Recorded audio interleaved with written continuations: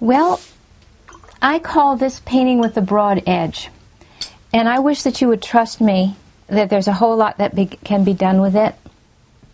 So here's an example of what I would call one of my repeat patterns. Yes, this did end up being cut up to be made. These are my goddesses.